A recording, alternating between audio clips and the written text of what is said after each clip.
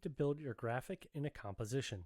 A composition is a container where you can layer multiple files together to create a file known as a composite. Layers can be created from many different kinds of files.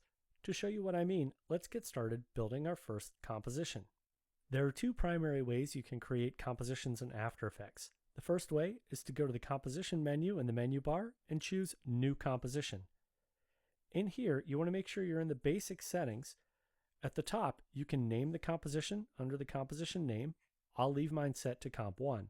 Then you want to go ahead and click on the preset pull down, and in here you can choose whatever resolution and frame rate you would like to work at. Go ahead and choose a preset or just click out of the menu. You can also set your frame rate, how many frames are going to play back at every second, and you can set the duration of the project. I have several numbers here, and they work from left to right. We have 0 hours, 0 minutes, 10 seconds, and 0 frames, based on a 30 frame per second frame rate. You can also set the background color in the bottom of your composition settings. I'm going to click cancel because I don't want to use any of these settings to create a new composition. I want to create a composition that'll match my video footage exactly. So if you click once on the video footage in the project panel, notice we can see it's already 1920 by 1080, 10 seconds long at 29.97 frames a second. To create a composition from this footage, I'll just click on the footage and drag it down to the composition button and then let go. Notice now the composition has been created and the video file has been added into the timeline. Let's add our logo into the timeline as well. Come back up to the project panel, click on the APEEK logo Illustrator file and drag it down to the timeline. Notice as we get over the summer layer, if I go over top or below, I get a blue highlight showing me exactly where I'm going to place this element. Let's place it above layer 1 in the timeline. With the logo in the timeline, let's change when the logo appears over time. Make sure layer 1 is selected and then go to the right side of the timeline. The thing you want to pay attention to as you're moving layers around in time is the location of the current time indicator, which is this blue line here on the left side. And if you come to the top of that blue line, you can click and drag, and that will allow you to reposition the current time indicator. So right now, as I'm dragging, I'm going through a process called scrubbing. So move your current time indicator down to 2 seconds in the timeline. And you know it's 2 seconds because the upper left corner of the timeline, it says 2 seconds, 0 frames. Now to slide this layer in the timeline, you can click anywhere in this purple area and just click and drag. Notice you get the little grippy lines underneath, and as I reposition the layer, look at the info panel in the upper right corner of the interface. Notice the duration doesn't change, only the in and out points of the layer. Go ahead and let go of the mouse and press Ctrl-Z on Windows or Command-Z on the Mac to undo that latest slide. Instead of sliding the layer, I want to trim the layer's in point. So let's hover over the in point, which is the left side of the layer, until the mouse turns into a double arrow icon. Then click and drag.